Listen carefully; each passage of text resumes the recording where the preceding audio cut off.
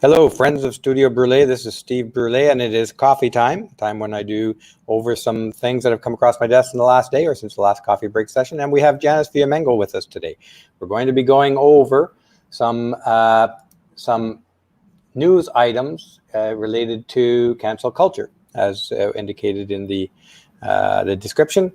And cancel culture reveals the depth and breadth and continuous nature of the lying of so-called academics on campuses today. It irks me to call them academics because they're frauds, but that's besides the point.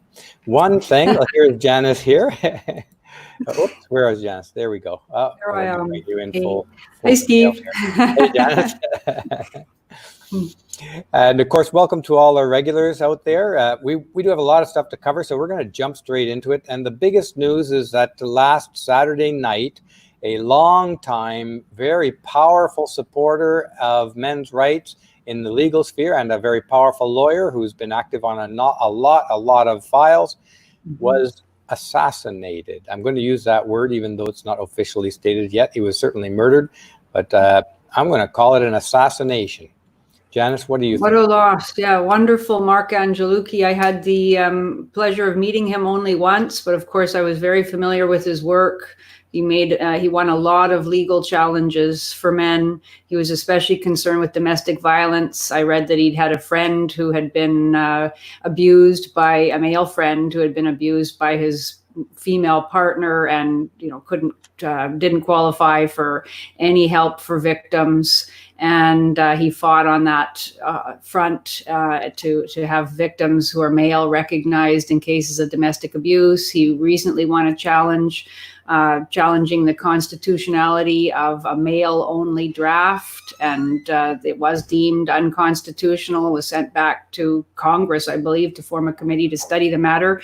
And he's been working tirelessly without pay, millions of hours, the Memorial article said, on men's issues, and winning a lot of important cases. And everybody met him. I think everybody who met him loved him. He was a very special guy. The light of the passion for justice really shone from his face. He was just a wonderful, tireless, sincere advocate, and it was shocking to learn that he'd been murdered right out in front of his house. So this isn't a case of a robbery gone wrong, or being in the wrong place at the wrong time. It sounds as if, I don't want to be hysterical, but it sounds as if somebody deliberately hunted him down at his residence and shot him in front of his home. Yes, he suffered multiple gunshot wounds and was pronounced dead at the scene, is what the news report says. So yeah, they didn't even have a chance to get him to the hospital to try and save him. So that certainly looks like an assassination to me.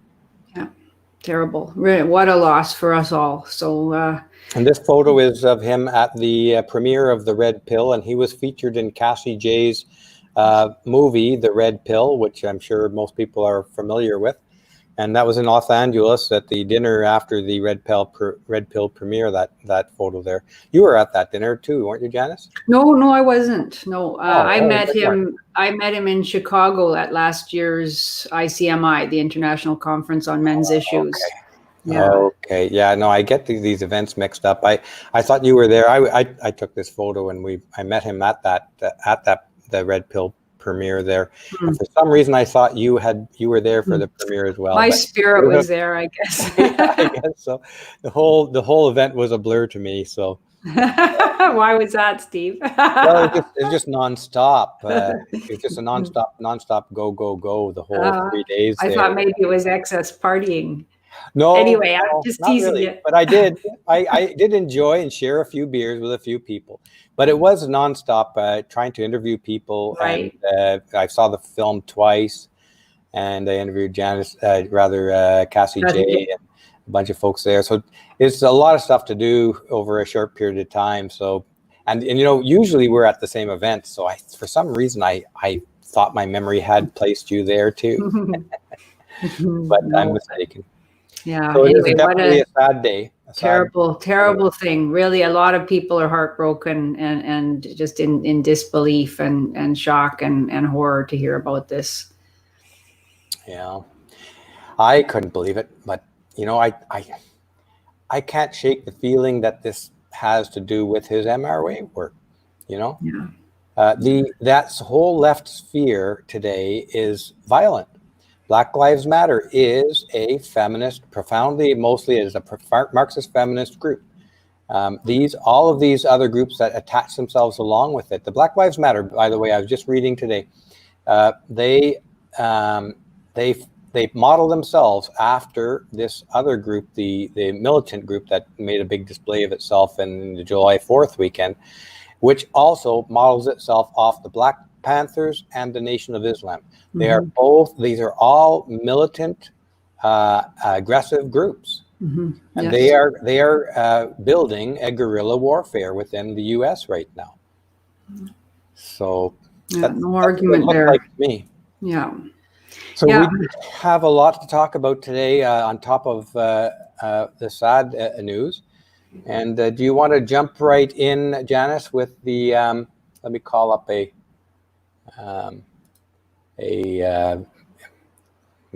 screen cap to help get the conversation started here.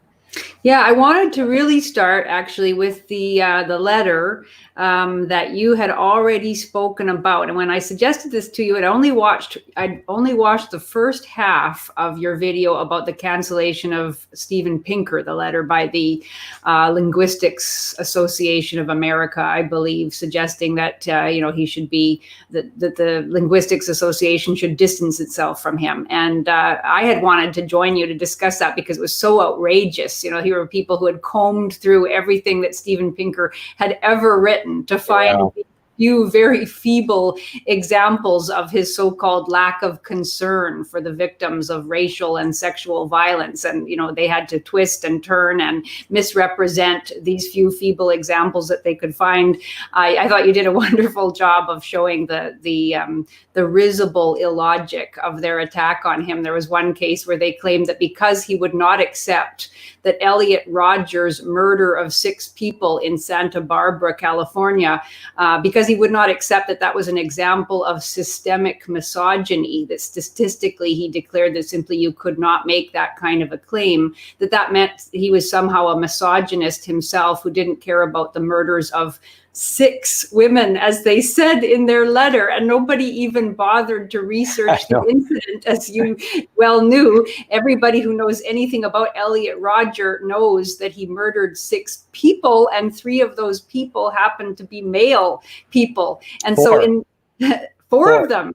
4 no, I thought it was 3 and 3. No, the first, no, there was 4. I actually went back and looked this up. I thought it might have been 3 and 3 as well, but I went back and looked it up. It was 4 males and 2 women.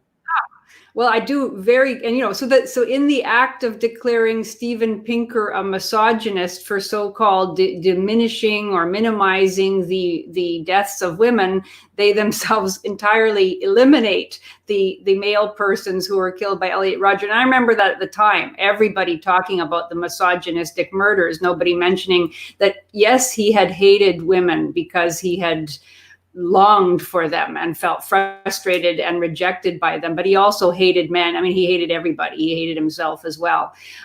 So I thought you did a great job with that, but I didn't see until just this morning when I was looking at the last part of that video that you had already talked about the Harper's letter. And that was kind of what I wanted to start with. The Harper's letter, this is the letter by, a group of some academics, writers, journalists, sort of thought leaders of our society, mostly North American, but some British as well, calling for a return to open debate, civility, the ability to disagree in good faith. That letter was published last Tuesday in Harper's Magazine, an elite magazine. And by Friday, there was already a response to it. A quite angry response, essentially rejecting the terms of the original letter. I thought both letters were deeply, were just pointed to the profound problems of having rational discussion. Both of them. The second letter even worse than the first, but the first letter worth discussing a little bit for those reasons as well. You already did talk about some of the hypocrisies and the misrepresentations of the letter, but maybe we could just look at the first paragraph again. I know you already did talk about it, but I just found it so astounding. Yeah, no, I apologize for not having you on there, because I thought when we had originally scheduled it, and then when you canceled, I couldn't do it. Come back to it.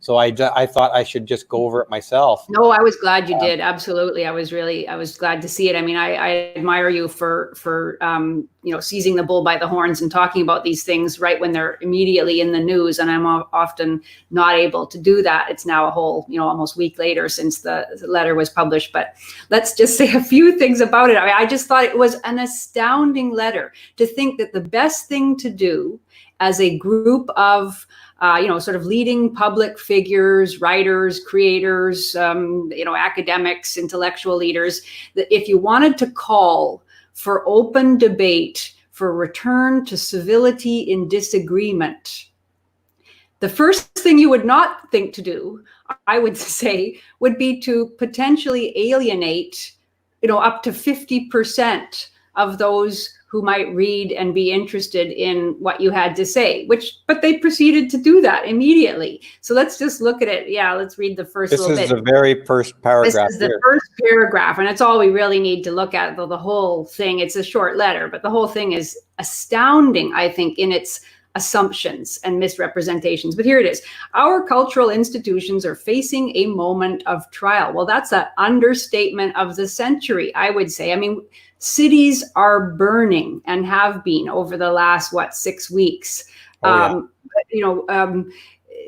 police are no longer active in many cities. Crime is now rampant. People are afraid to go into the totally demolished downtown core of their cities. The police are retiring in droves. They have been sold out by city officials who simply accepted that, yes, there's a problem with systemic racism on every single police force in the United States, without investigating it, without defending their officers. These men are now, and women, but mostly men, are now walking targets for the mob, with the conniving and the consent of many city officials who will not speak against or move against the mob's violence. Violence is out of control. Statues everywhere are being defaced and toppled and destroyed. I mean, this is beyond a moment of trial for cultural institutions. But anyway, here we go. Powerful protest. Powerful. Well, you could say that when people are being murdered and ordinary citizens are afraid to leave their homes and know that if the mob comes down their street, there's nothing they can do but leave their homes and hope for the best, that no police force will come to their defense. Powerful protest for racial and social justice. There are that buzz phrase that we know so well, social justice, which means the most vicious identity politics, and no mercy for anyone who dissents from any of the tenets of faith, are leading to overdue demands for police reform. Well, that's one way of saying it. Abolishing the police, replacing the police with social workers. I mean, enormously unproductive and risibly fantastical ideas are being put forward and greeted with all seriousness, and even voted on and approved by city councils. But this is considered by these writers powerful and overdue. Along with wider calls for greater equality and inclusion across our society. Well, that's one way of putting it. Greater equality, certainly equality of outcome, equality of representation, but certainly not inclusion, and not by any means inclusion for diverse voices. The entire conservative side of the ideological spectrum is explicitly being banned from all of these spheres: higher education, journalism, philanthropy, and the arts. Then now here is where they get to their point. But this needed reckoning has also intensified a new set of moral attitudes and political commitments that tend to weaken our norms of open debate and toleration of differences in favor of ideological conformity. Well, yes, I guess that's true. You made this point. And I mean, what struck me so powerfully reading this was how too little and too late this has ended up being. They tend to weaken. we've seen for at least the last 10 years. We've been actively observing and commenting on this over the last decade, but it's been going on for much longer than this. Not a weakening of the norms of open debate, but an outright destruction of those norms in favor of vicious policing of all dissent on the conservative, at times violent on the conservative side. And yeah, we'll look at one of those examples of violence that was actually appeased, in which the person who experienced the violence deflected the violence onto another cause rather than actually naming the cause. And that's exactly what they do here. As we applaud the first development, we also raise our voices against the second, the ideological conformity. The forces of illiberalism are gaining strength throughout the world and have a powerful ally in Donald Trump, who represents a real threat to democracy. What a clown world statement, huh? I mean, that is just... And I can't even see, they don't even try to justify their claim here because they can't, Well, I mean, I wouldn't want to engage with a committed Donald Trump hater on whether he represents a threat to democracy or not. I haven't followed his every statement carefully enough. I haven't analyzed his politics. I know a lot of people don't like the way he tweets. They find him vulgar, unnecessarily divisive, etc. I can't see how he represents a real threat to democracy. And the idea that in calling for civil debate and reasoned argument from a variety of perspectives, the idea that you would immediately single out Donald Trump and, by extension, the vast proportion of those who support him as a threat to democracy. I mean, that's just crazy talk. It is crazy. And it just reveals their biases more than anything else. Yeah. I mean, they're against cancel culture, but they're absolutely okay with canceling Donald Trump and all of his supporters and anybody who would try to make the claim that, the last 3.5 years under Trump have not been terrible times for democracy in America, that in fact the economy has done well, civil society was doing not too badly. The manner in which people were able to get back to work, including minorities, was a wonderful boon to the society. But instead, all of that is simply beyond the pale. It can't even be discussed, according to these people. Let's just pause here for a second and recognize Optimus Keim. Thank you so much for your generous support of Studio Brûlé, Optimus. And Optimus says, Steve of singular soundness of mind. What high praise. I love it. That's great. You can write that as often as you want to. I won't object. Let's hope I can keep a soundness of mind as I go into my older age. And Janice of just adjudication. Ooh. Madam Justice. Wonderful alliteration. Thank you.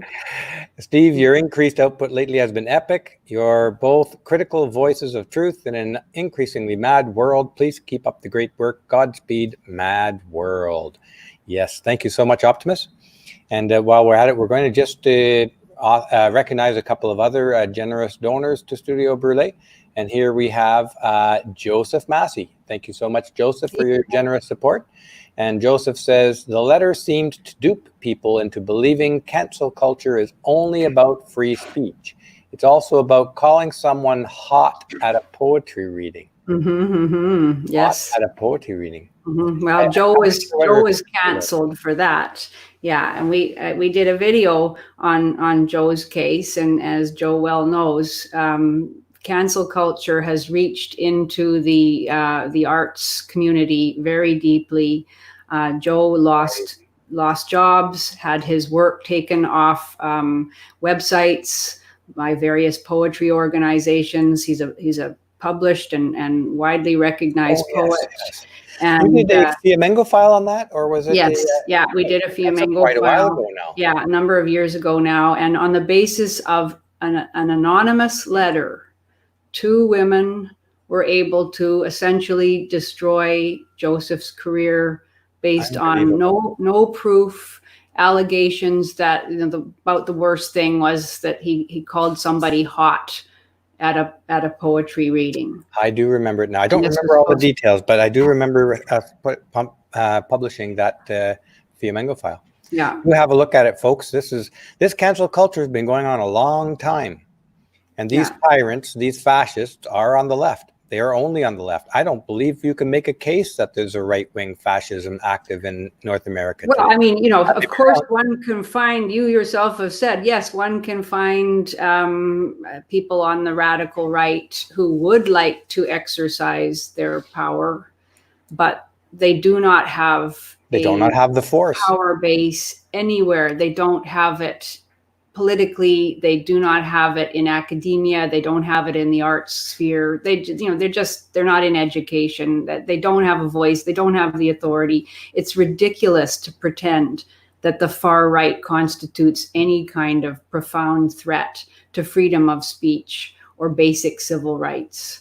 And this all started in, I think anyways, the force of it. The reason why they have so much power in our culture today is they're taking over of the education system. Absolutely. And that's gotten them into every pillar of our culture. And that's the part of the subject of your next Fiamengo file, right?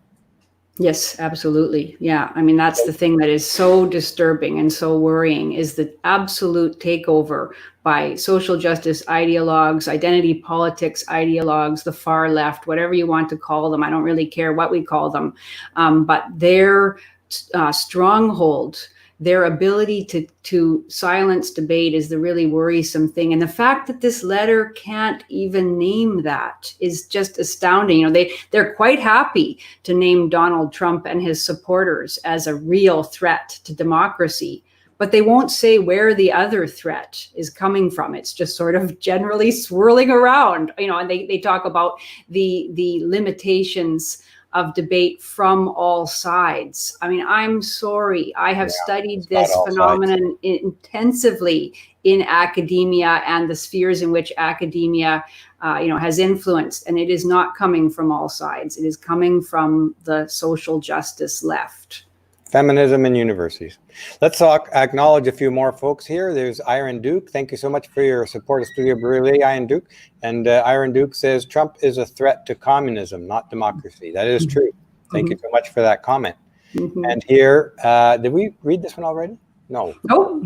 And Harry Holbrook. Thank you so much, Harry. Harry's on the coffee session every day, I believe, and generous supporter of Studio Brûlé. And Harry says, the horror of cancer culture will progress to death to all speech and life, to those whom do not kneel to the altar of feminist Marxist religion. That is their intent, yes. That is the what would be the communist arm that suppressed this kind of opposition to the government? I don't know the name of it. The name of it, yeah.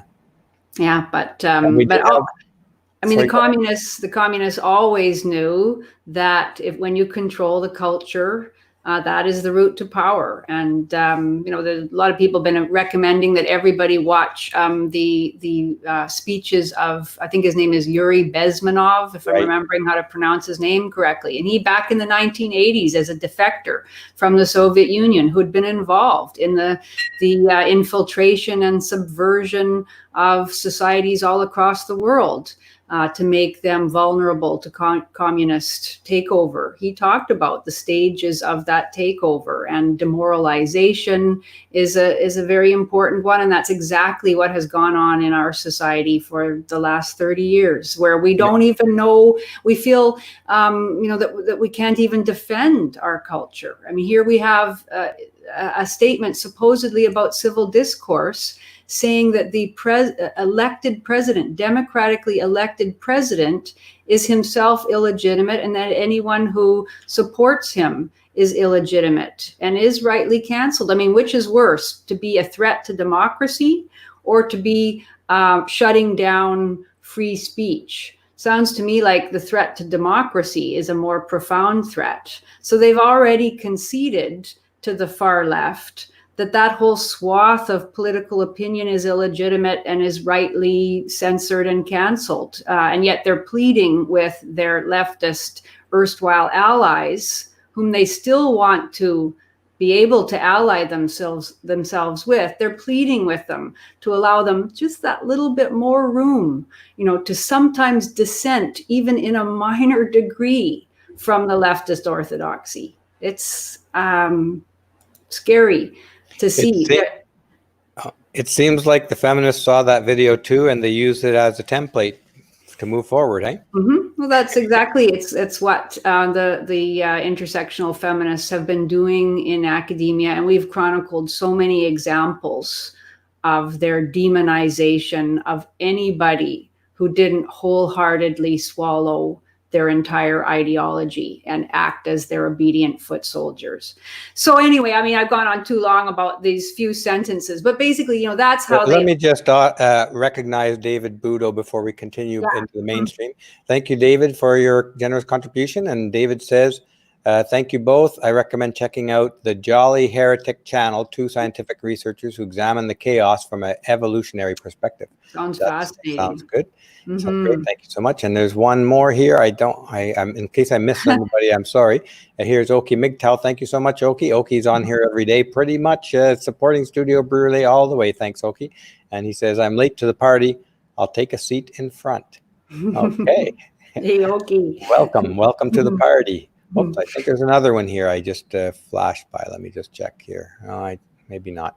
Okay, so let's get back into the meat of the material here, Janice. Yeah. So anyway, just to finish with the letter, I'm sure most of our listeners have already read this letter, and I was surprised actually. I tweeted about it, fairly sarcastically, I guess. I mean, I felt like I should support it. Like, obviously, any call for civility, open debate, for widening the parameters of what can be said without a person, running for their lives, in fear of the mob.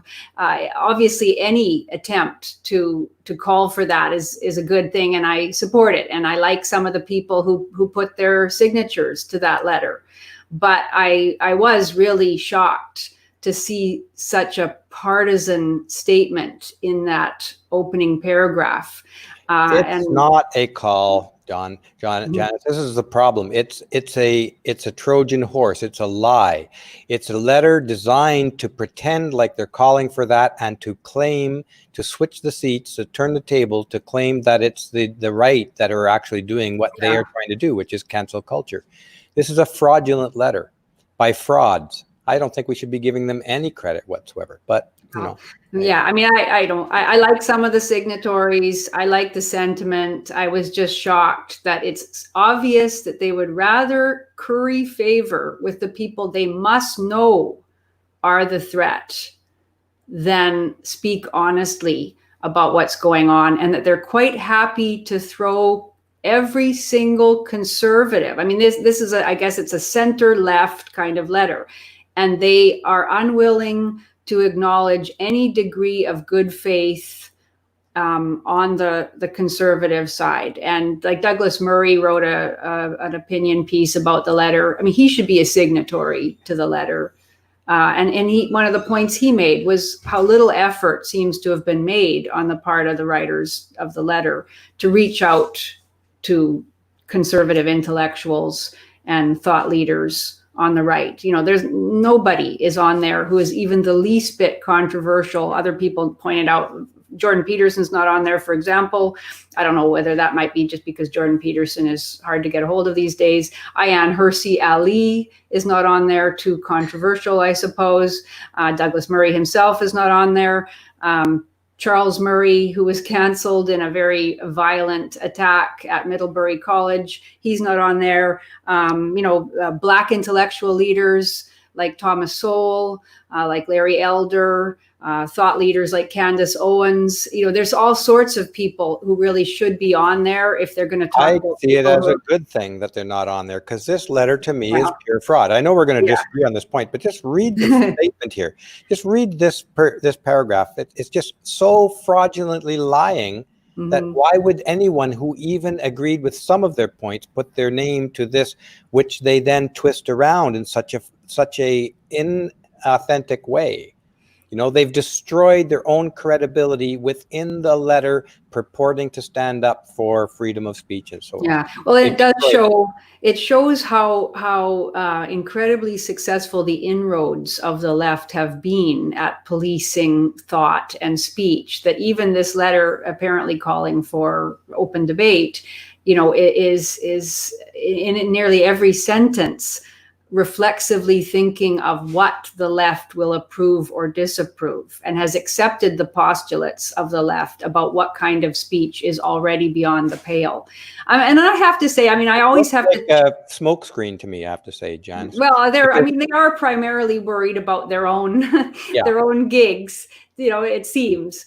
I think some of them are probably quite sincere, and I did see names on there of people who have transgressed and who have written boldly, ranging from Martin Amis, much of whose fictional work I admire very much, to although we're not aligned politically, to Chloe Valdery, who is a young Black woman who is very staunchly pro-Israel and has done a lot of activism around Israel's right to exist. And I mean, there is a diversity of voices and some interesting people signing that letter. But this notion that we've come to expect censoriousness and the shutting down of debate from the radical right. I mean, like, I have to check myself because I realize I don't know everything that goes on. And I know that if the radical right, as they use that term, if the radical right were in power, yes, it would also be shutting down debate. Certainly. Give me one example of radical right seriousness. I can't think of one. But I could come up with an awful lot of examples of in-your-face violent shutdown by the radical left. Yeah, well, we've chronicled them, and that's the thing. We've spent the last 5 years, and it was already happening before then, itemizing and analyzing cases in which the left has shut down, violently has shut down, has absolutely silenced voices, not even necessarily on the right, but just voices that they decided were unacceptable. Paul Nathanson, for example, who was not a right winger in any way, a gay man speaking about men's issues, was not able to talk at the University of Ottawa. Kathy Young, by no means a conservative, certainly, strongly anti-Trump, had her talk not entirely canceled, but disrupted by the pulling of the fire alarm at the University of Ottawa. My friend David Shackleton, a centrist, a man who values reason and tolerance, not even able to give a talk promoting the Canadian Association for Equality, shut down by radicals. I mean, we've seen this over and over and over again, so many more examples than we've even been able to chronicle. So it's ludicrous to claim that this is primarily a problem that has come from the radical right. Maybe it did, I don't know, maybe in the 1950s or something, but even then, I don't think so. I mean, the universities in the 1950s were already left-leaning, they were liberal, and they welcomed in communist and feminist and far left voices of various sorts. They welcomed them because they believed in debate, and then those people took over and made it impossible for liberals or centrists or certainly conservatives even to have a comfortable home in academia. This part of the sentence says it right here. While we have come to expect this on the radical right, implying that they're not referring to a historical radical right. They're implying here that we've come, in other words, recently, it is the rise of the radical right oppressing us, is what they're exactly saying in that sentence. So, yeah. I mean, it's completely incongruous, incompatible with reality, what we've seen in front of our eyes. It's as if Orwell was pulling the strings for, as one of his characters, having them say opposite speech. I forget what Orwell calls it there, doublethink or whatever. Yeah. See what's in front of your eyes and say it's the exact opposite of it. Yeah. Yeah, because as they're pleading with the censorious militant left to allow them their little space to occasionally disagree in a minor way, they're accepting the censorious left's version of reality, that the true enemy is the radical right. Let's take a look at an example of this from a couple of years ago, when a speech was violently, hideously prevented, and that was the example of Charles Murray speaking at Middlebury College. He had been invited by a professor there named Alison Stanger, who seems like a nice enough person, and she is actually a signatory to this Harper's open letter. So this is something that still obviously matters to her, the attempt to have real discussion. And she invited, at the behest of her students, Charles Murray, who's a very famous academic, political scientist. Probably everybody knows who he is. He co-authored The Bell Curve in the 1990s, very controversial book about the relationship between race and intelligence. He's written a lot of other stuff about the decline of white America, about the damage that welfare programs do to communities. Very interesting guy, but obviously sort of on the conservative side. His viewpoints are not the viewpoints that the left prefers. And so he was invited to speak at Middlebury College, and there was going to be a debate and discussion between Stanger and him, and people could ask questions in the audience. And of course, there was a lot of opposition to him because he is seen as a, pseudo-scientific, racist hate monger, which he is not at all. He's an extremely moderate man, very cautious in his conclusions. Nobody could say that he's a racist or a white supremacist of any kind, but he is interested in the relationship between social outcomes and IQ, which I guess is just off limits now for any scientific analysis. So he was invited, and the talk was shut down because the mob just went crazy. And it was determined that it was far too dangerous to attempt to go forward with the talk. I don't even think he was able to begin. And then they moved him to a different room.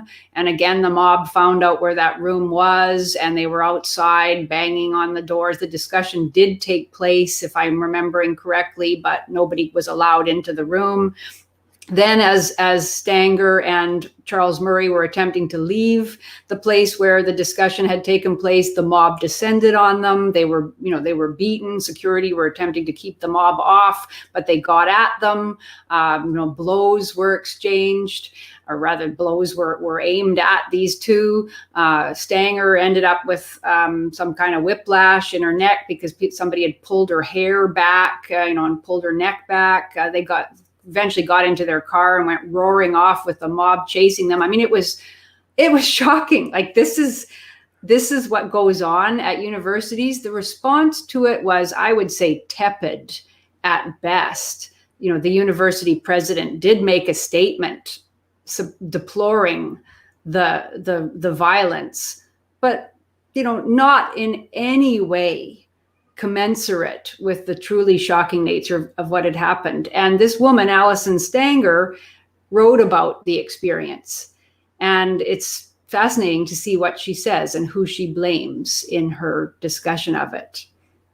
She says here, there's nothing like a little violence to focus the mind. I'm the Middlebury College professor who ended up with whiplash and a concussion for having the audacity to engage with the ideas of Charles Murray, a scholar at the American Enterprise Institute. She goes on saying that she welcomed, she doesn't agree with him.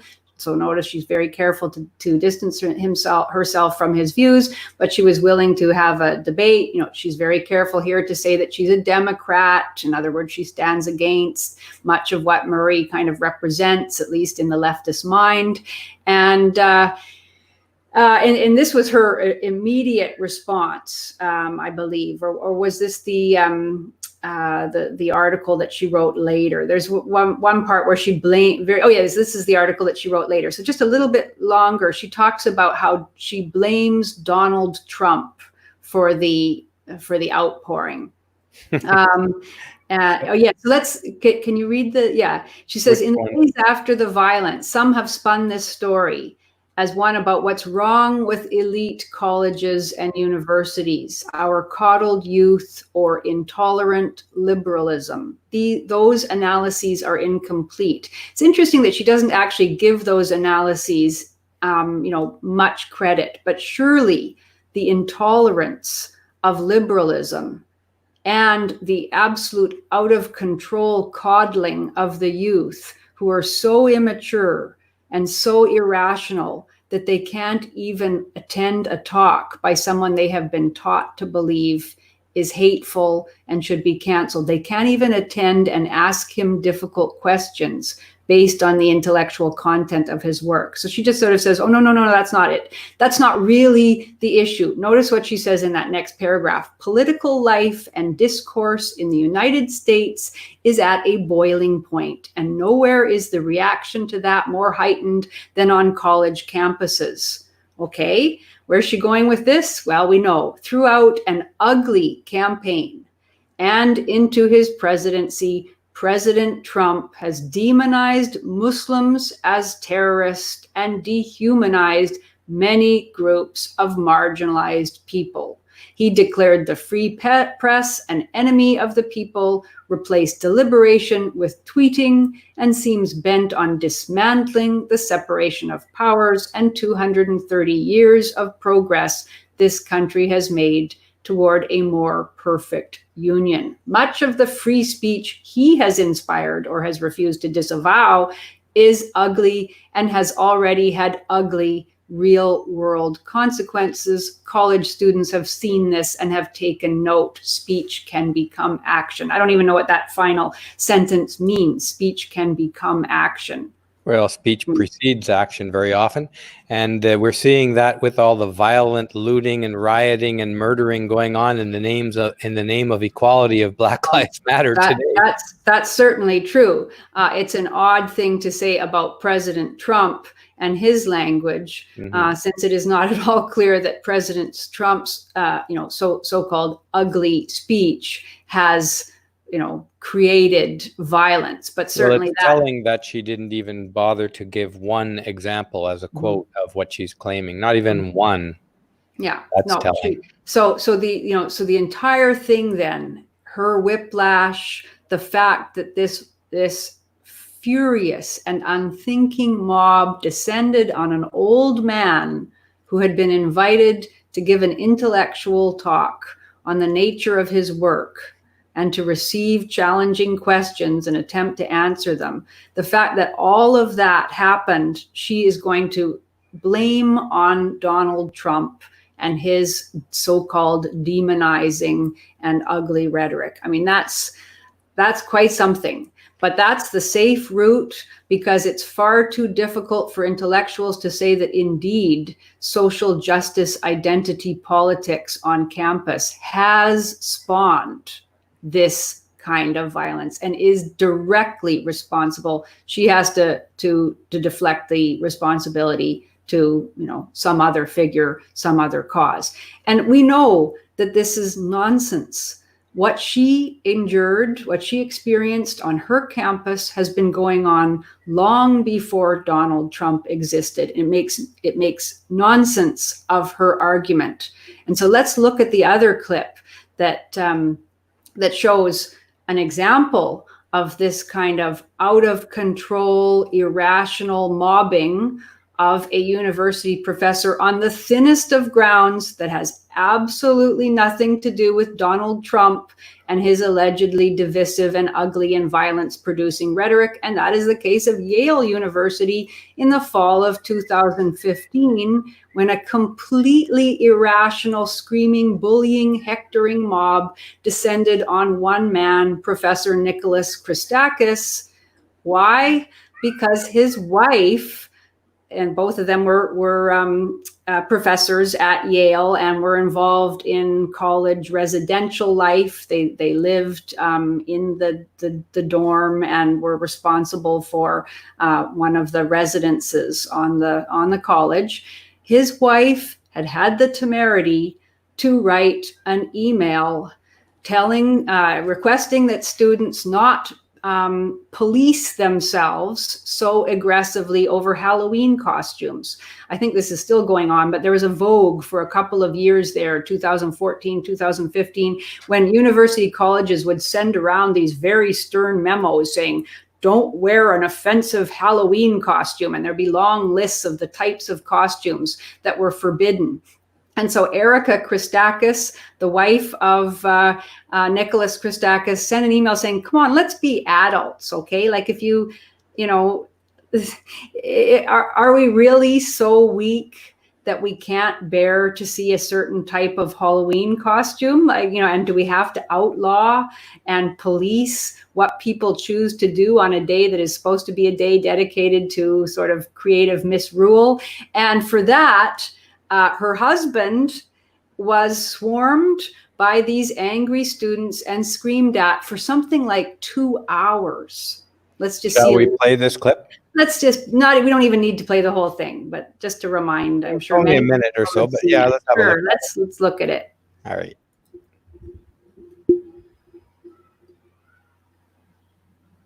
Can't hear it. Oh, really? Sorry, just 1 second here. Let me get the audio on here. I think I have to switch something over here to do that. Bear with me a second. This will probably do it.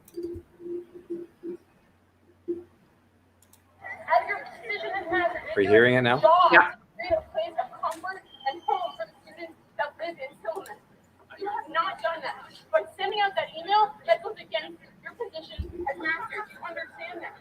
No, I don't agree with that. Then why the fuck did you accept the position?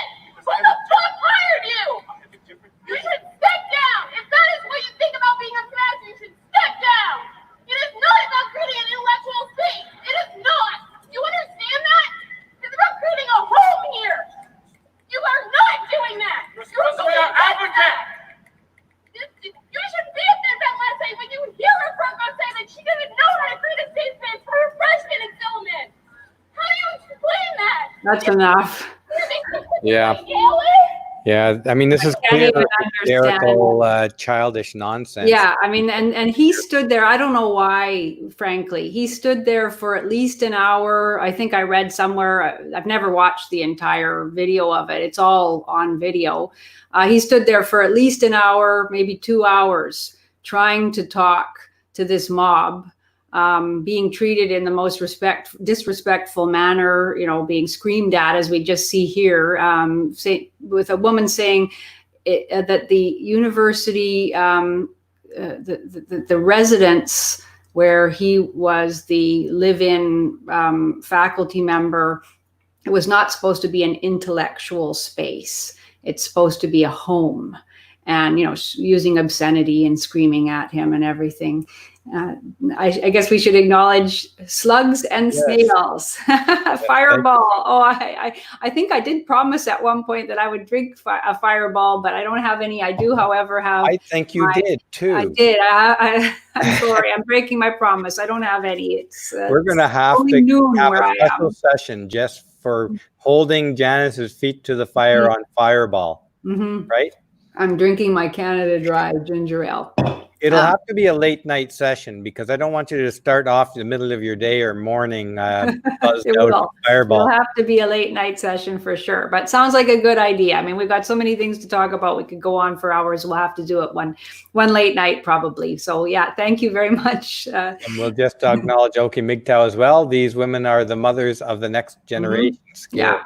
Yeah, these are our mentally unbalanced. They look like. Yeah, these are our educated youth claiming their virtuous victimhood, which allows them to exercise, you know, their narcissism and their sociopathology, etc. I mean, it's quite terrifying, and I'm not sure what he thought he was achieving by standing there. Maybe he thought he was modeling civility and compassion, whatever, empathy.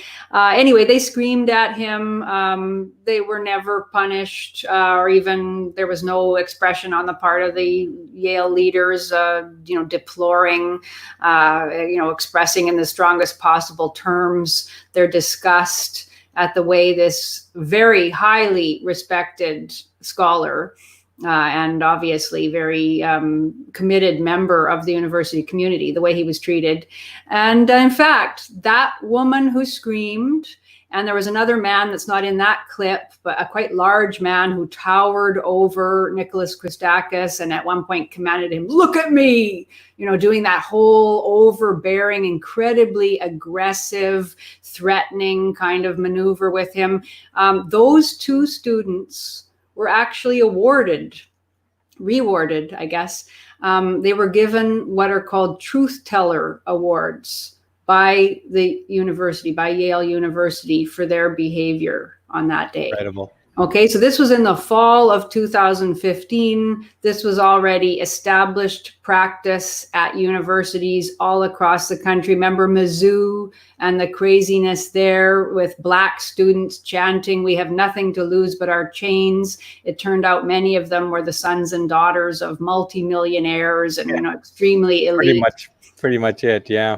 Yeah, this has been going on for years. So why we should be surprised that it's spreading, ever more aggressively throughout the larger culture, that it's seen as perfectly legitimate. If you can claim to be a virtuous victim, you can get away with nearly anything. And this has nothing to do with Donald Trump. This was in the fall of 2015. It's been going on, explicitly been caught on video at least since, we saw the protests against Warren Farrell. That was your video, Steve, that made that go viral. That was in the fall of 2012. It wasn't unusual or particularly shocking then either. It was simply business as usual under the reign of President Barack Obama.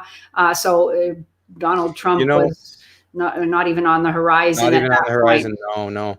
But the fact that these women were these hysterical children, I should say, and hysterical children there were rewarded for their misbehavior, reminded me of that Yusra Kugali, the co-founder of BLM Toronto, who was given the leaders award from City Council in Toronto after, in spite of her tweeting out horrible hatred, inciting to violence. Yeah, well, she's still celebrated.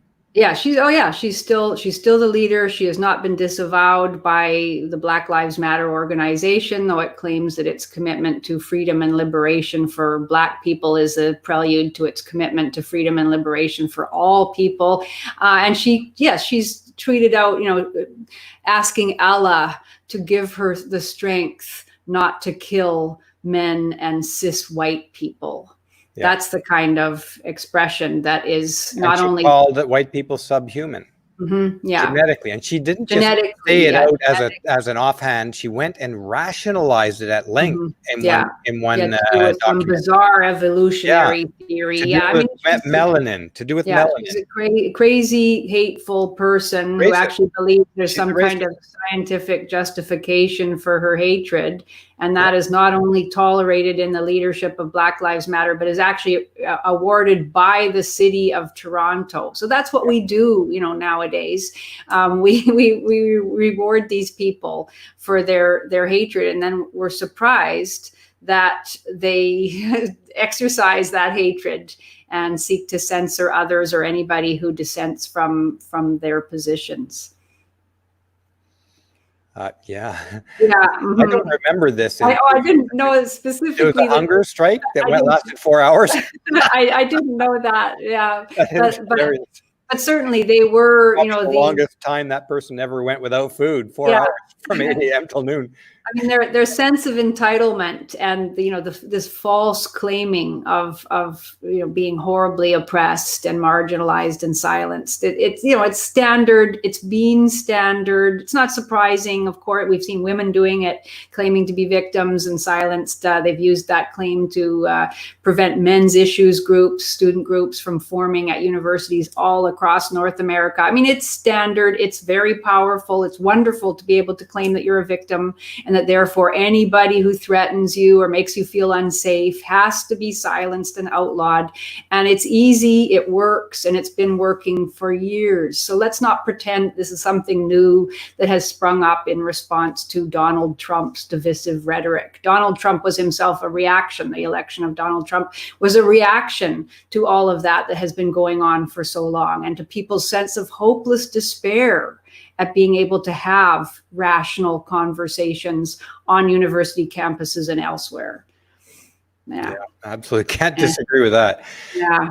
Anyway, on the Donald Trump thing, you notice that what brings the lie to all of these people trying to pin all this stuff on Donald Trump as if Donald Trump is coming out and attacking democracy. They warned that they were going to impeach Donald Trump before he was even sworn into office. Do you remember that? This goes back to their absolute outrage, their murderous, envious rage that Hillary Clinton did not win. This is what this is all about. Their rage is uncontrollable. Yeah. And so they try to pin all of this onto Donald Trump. It's not that Donald Trump won. It's that Hillary Clinton lost. That outrageous, that just they can't support that in their mind. Cannot bear it. Yeah. Let's go and look at the second letter too. We've got a comment here.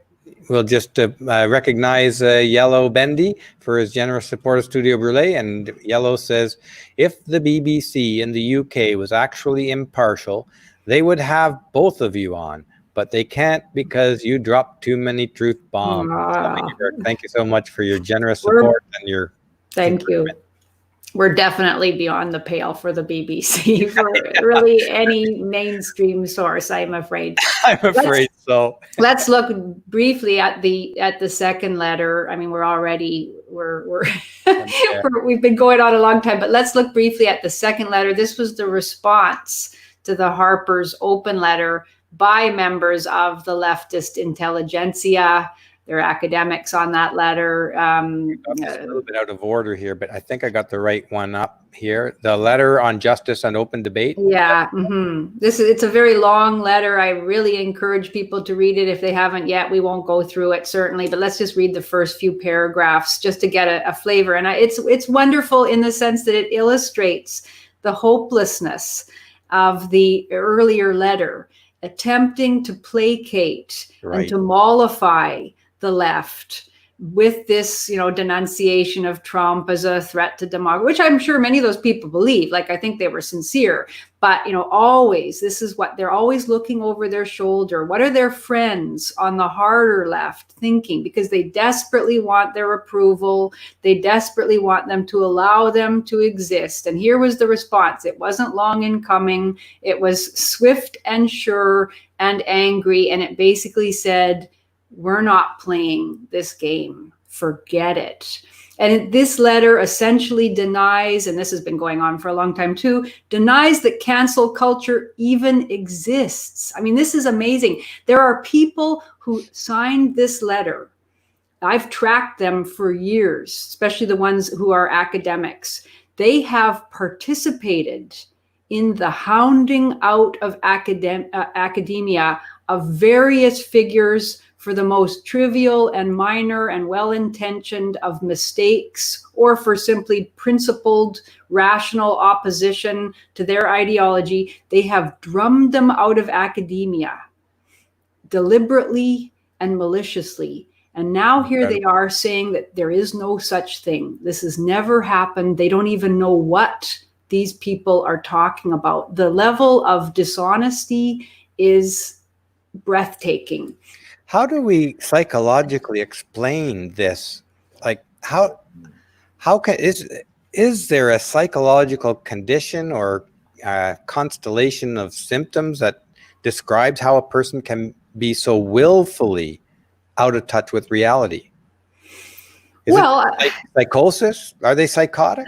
I can send you an article that I was sent just recently talking about the dark triad of personality disorders. And I can't even remember now the three. I read it, but quickly, as I always do, it was like narcissism, psychopathology, and I forget what the third of the dark triad of traits was. And it was showing that there's a connection between that dark triad of personality disorders and the claim of virtuous victimhood, which we see always, it's central to the SJW ideology. And because it works, if you want to manipulate and if you want a reason to manipulate, to claim virtuous victimhood is the ground of successful manipulation of others. You get resources from others, you can exert power over them. And I'm not a psychologist. Oh, there they are, psychopathy, narcissism, and Machiavellianism, of course. I did that flash through my mind, but I wasn't sure that was it. Remind us what Machiavellianism is. Well, I don't know if I can give a good definition of it. Basically, the manipulation of others for one's own empowerment. Okay. And so, I did read, these were a series of, it's a very in-depth study, a series of psychological experiments that were done. And the idea, the central idea, I think, is simply that the claim of virtuous victimhood authorizes the release of these various psychological disorders, which encourage the person who is possessed by these disorders to seek to control others. So that's the claim that the study is making. And I do think that is in operation in a lot of the leaders of SJW identity politics. But I also think, just on a very basic level, because I was a feminist, and I participated in all of this in a kind of mild way as a graduate student. I mean, I think that there's a lot of different reasons why people are attracted to identity politics and to sort of the far left of the ideological spectrum.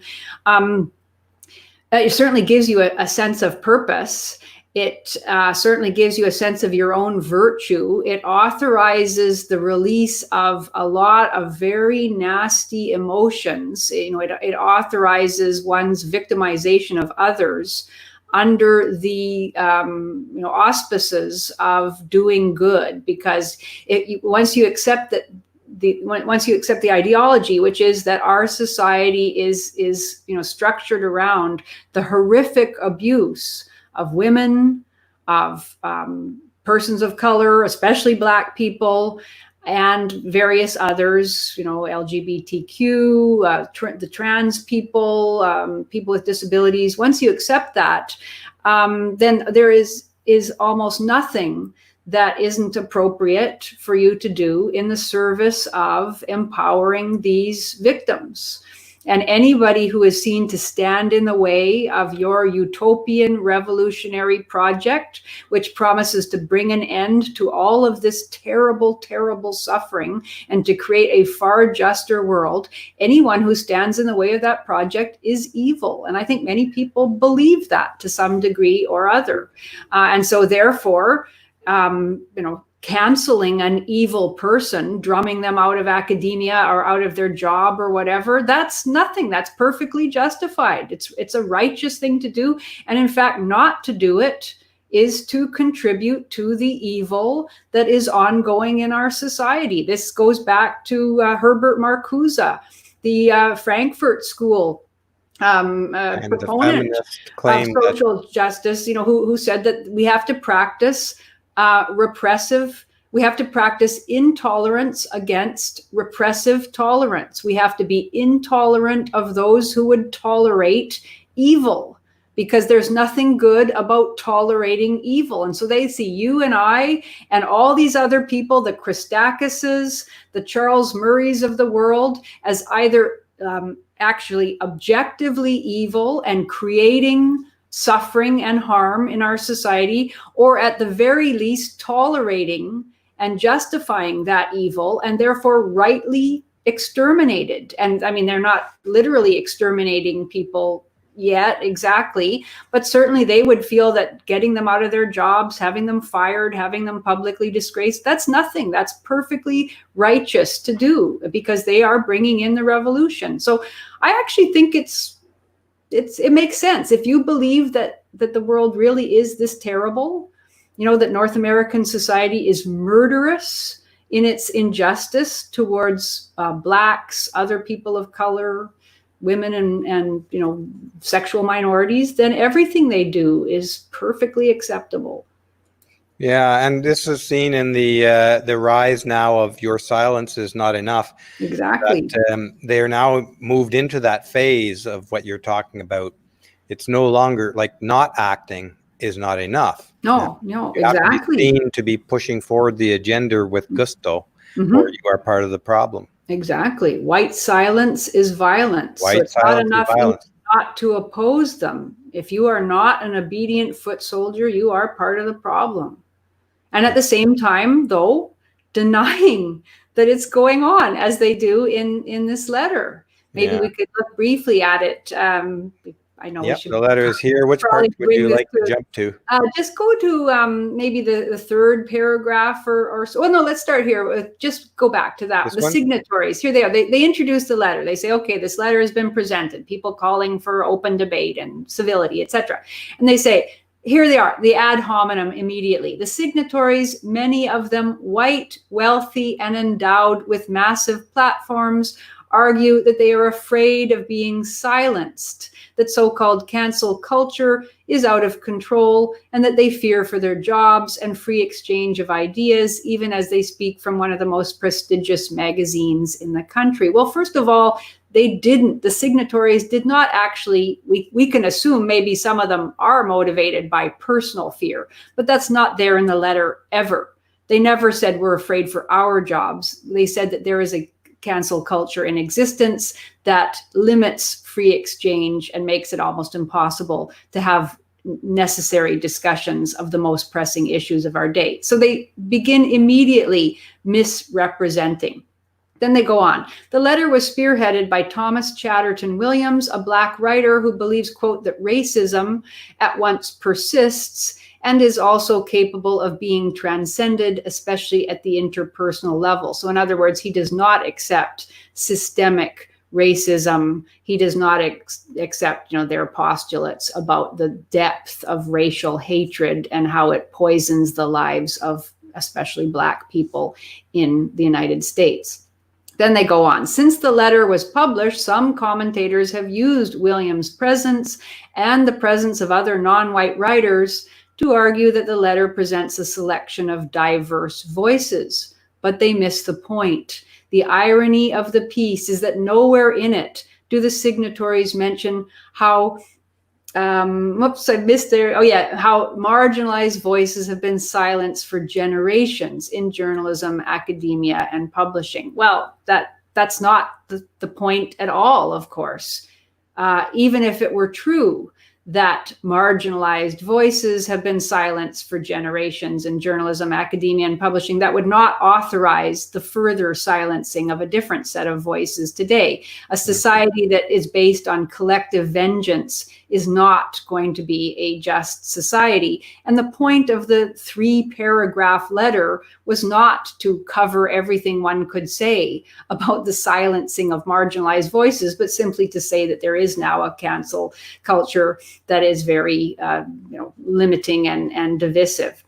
Now, then they go on. Some of the problems they bring up are real and concerning. For example, they seem to be referencing a researcher being fired for sharing a study on Twitter, but they are not trends, at least not in the way that the signatories suggest. In reality, their argument alludes to, but does not clearly lay out specific examples and undermines the very cause they have appointed themselves to uphold. In truth, and here's what we all knew was coming, in truth, Black, brown, and LGBTQ plus people, particularly Black and trans people.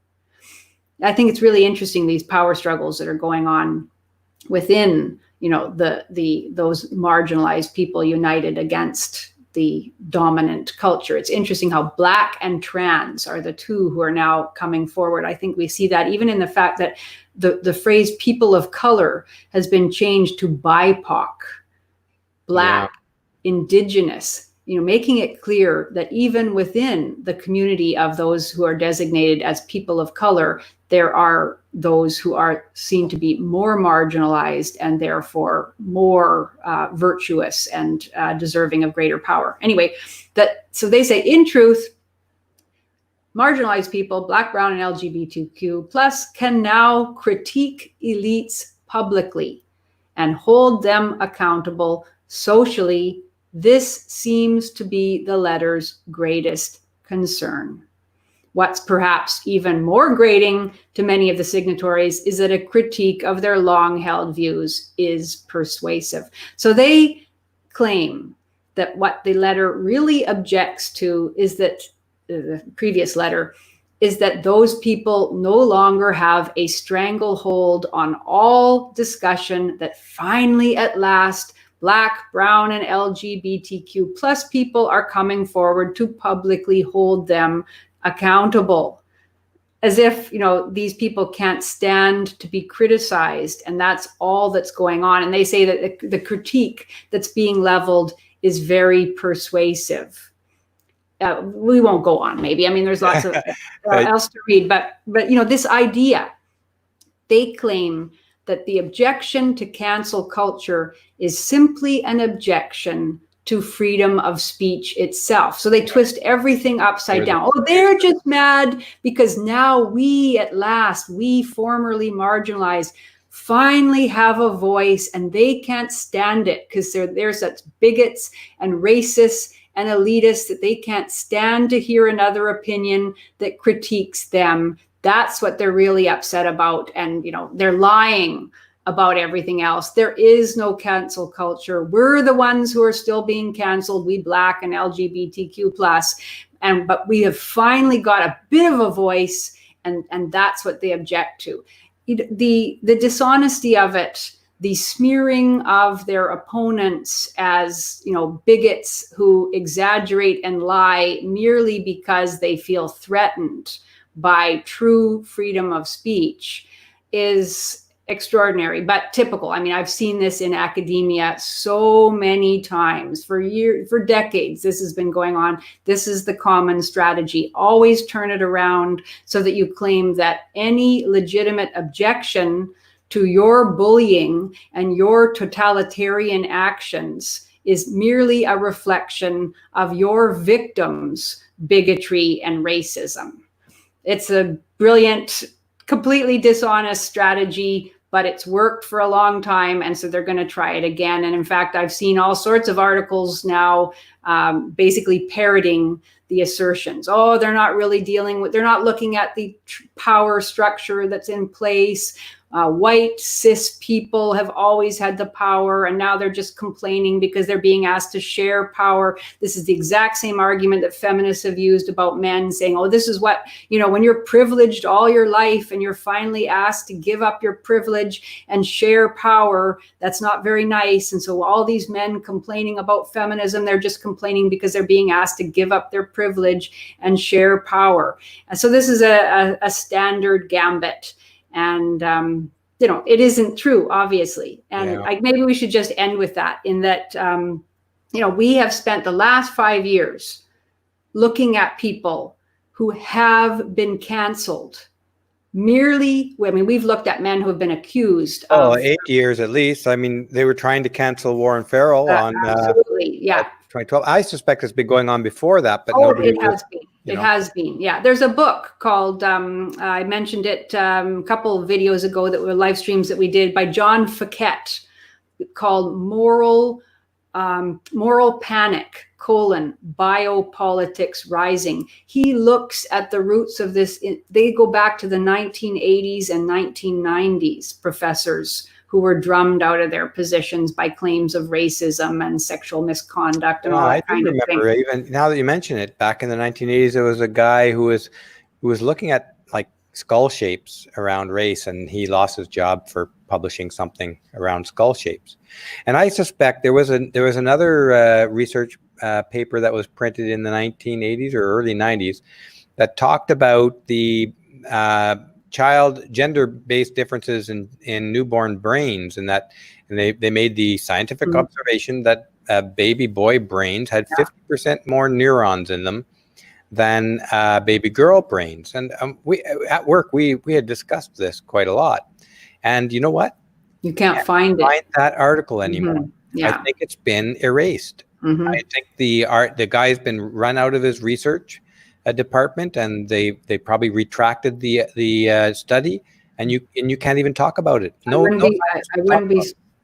be surprised. I mean, there are whole areas of scientific research, especially related to brains and intelligence and all that kind of thing, gender difference, race differences. All of that is being ruled out of bounds and actually being erased. Yeah. But it bothers me so much to see these people claiming, oh, no, it's not what these, letter writers in the Harper's letter have said, that this is not going on. There is no cancel culture. Wow. I mean, and these are people who have themselves participated in that cancellation. I know a number of people. I'm going to do some writing about them. One in particular, an academic named Chanda Prescott-Weinstein, who is a physics professor. She has been actively involved in the move to have Professor Alessandro Strumia essentially canceled. He was fired by CERN, by the European Nuclear Research Facility, merely for giving a presentation showing that female academics are not discriminated against in STEM subjects. In fact, they have an advantage over more qualified male researchers. Merely for doing that, he's been investigated by his own university. All ties were cut between him and CERN.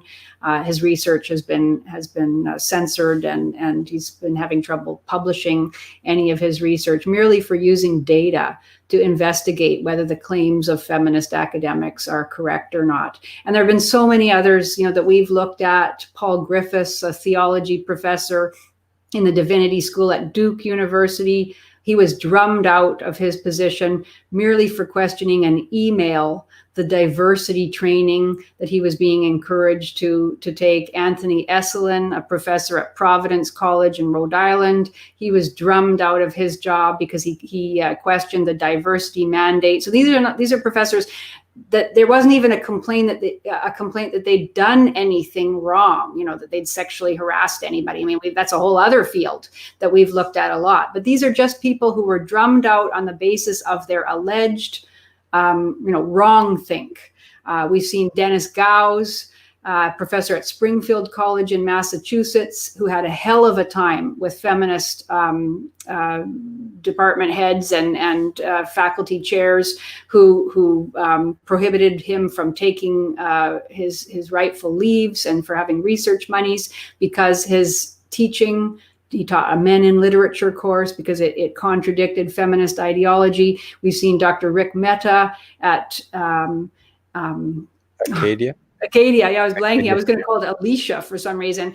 Acadia University drummed out because he questioned diversity policy. We've seen Ricardo Duchesne forced into retirement from the University of New Brunswick. I wrote them all down because I knew I'd forget some of them, and now I don't have to. Yeah. But I mean, we've covered. There are lots. We know that this is going on all the time. And it is just breathtaking to see the brazenness with which these people who have themselves participated in the mobbings now coming forward and claiming that it isn't happening at all, that it's all a figment of people's imaginations. And maybe I guess it's connected to the fact that the left don't see their political opponents as human. So you can't cancel a non-human. Yeah. Yeah. Certainly, it would only be cancel culture if they're trying to cancel left voices. Mm-hmm, yeah. Well, essentially, I mean, I don't think that literally they believe that, but certainly they believe that every cancellation is justified. And on their side, of course, there are professors such as the one woman, blanking on her name right now, who said that of those who supported Judge Brett Kavanaugh, and his confirmation, that all of those men who supported him should die miserable deaths. She tweeted this: they should all die miserable deaths while feminists laughed and celebrated, and after death they should be castrated and their remains fed to pigs. That was something that she tweeted, and she wasn't That's even a long ways towards not viewing your opponent as human. No, I know it's a Long close, ways towards that. Yeah, and she wasn't get any closer. There was a complaint made about her, and she wasn't even investigated. The university declined to investigate.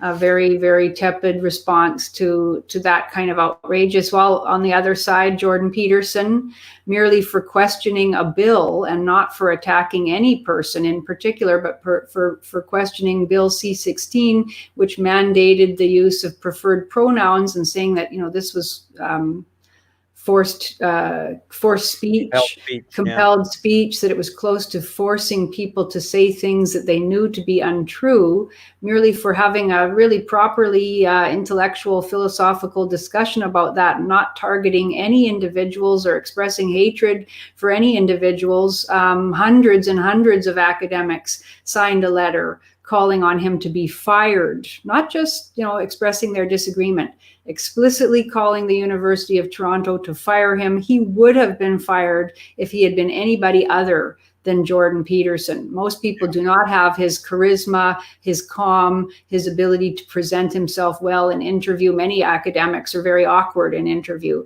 So they do explicitly do this. They call on universities to fire people with whom they disagree. Michel Recktenwald, a really very interesting professor at New York University, was forced to take a medical leave. They said he was going crazy merely because he had created a Twitter account in order to satirically attack and mock certain SJW doctrines. They forced him on medical leave for the good of his mental health, using an old Soviet tactic when you claim that you're somebody that you don't like is actually crazy. And then they essentially forced him to retire. When he came back, hundreds of his colleagues would have nothing to do with him, turned their backs on him, wouldn't let him into elevators. I mean, the mobbing that he experienced was extraordinary. I mean, so this goes on all the time.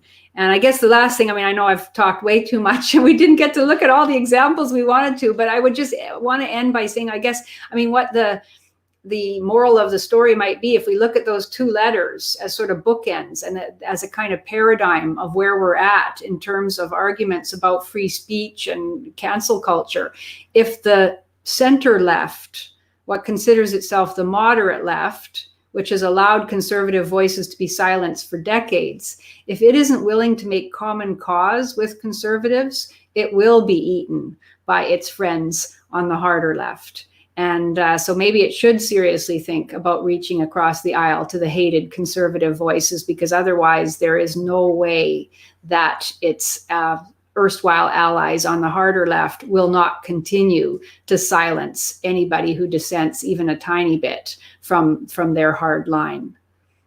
Well, if history is any lesson, I don't think they're going to reach across the aisle. Probably not. They're going to get down on their knees and they're going to grovel and beg even more, right up until their heads are sliced off. Mm-hmm. Yeah.